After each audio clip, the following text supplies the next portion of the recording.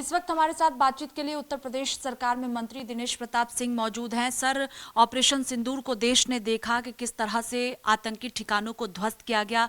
दूसरी तरफ कांग्रेस के राष्ट्रीय अध्यक्ष मल्लिकार्जुन खड़गे छोटा युद्ध बता रहे। जब पूरा भारत बांट करके कांग्रेस की पीढ़ियों ने पाकिस्तान को दे दिया, तब उनको छोटा देश दिख रहा था।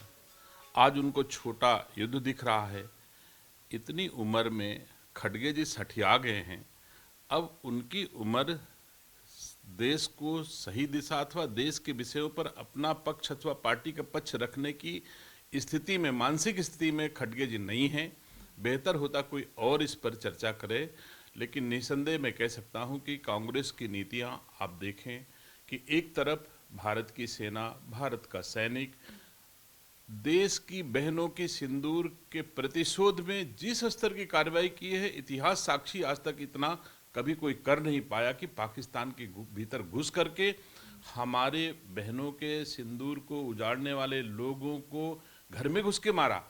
उसके लिए धन्यवाद देना नहीं, राहुल गांधी जी फिर एक बार खड़े हो गए हैं कि सवाल पूछ रहे हैं, सवाल जवाब कर रहे हैं। सेना की सेवाओं के लिए उनको साक्ष्य चाहिए। हर बार जब जब पाकिस्तान हिंदुस्तान के साथ ऐसी कोई कार्रवाई करता है तो कांग्रेस सेना पर ही विश्वास नहीं करती, सेना से साक्ष्य मांग ले जाती है। ऐसे कांग्रेस को भगवान सद्बुद्धि दे, ऐसे खड़गे जी, राहुल गांधी जी को भगवान सद्बुद्धि दे। और क्या कह सकते हैं। कांग्रेस के अध्यक्ष ये भी कह रहे हैं कि पिछले कई सालों से प्रधानमंत्री नरेंद्र मोदी ने अलग अलग देशों का दौरा किया, लेकिन जब भारत और पाकिस्तान के बीच तनाव जैसी स्थिति रही तो उस वक्त कोई भी देश साथ नहीं आया।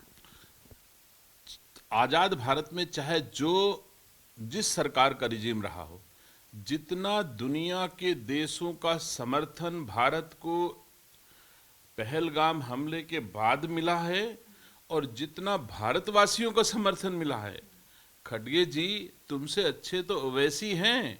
कम से कम वो भारत के साथ हैं, भारत की सरकार के साथ हैं और दुश्मन देश के खिलाफ बोल रहे हैं।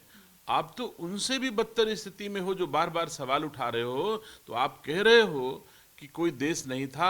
मैं कहता हूं कि एक देश टर्की के अलावा हिंदुस्तान वासियों ने किसी देश को पहलगाम हमले के बाद भारत के खिलाफ नहीं देखा और पाकिस्तान के साथ नहीं देखा। ये तो मोदी जी की कूटनीतिक, राजनीतिक और उनके जो पुण्य है मोदी जी के, उसका प्रतिफल था। जो मोदी जी मन से, हृदय से भारतवासियों की सेवा करते हैं, भारत के प्रति, मातृभूमि के प्रति जो भाव उनके भीतर है, उसमें ईश्वर ने भी मदद की और पूरा दुनिया आज की तारीख में मोदी जी के साथ खड़ा हुआ।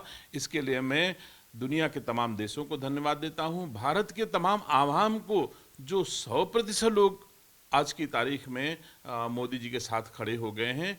तो ये कांग्रेस को ना दिखे ना दिखे, खड़गे को ना दिखे, दुनिया जरूर देख रही है।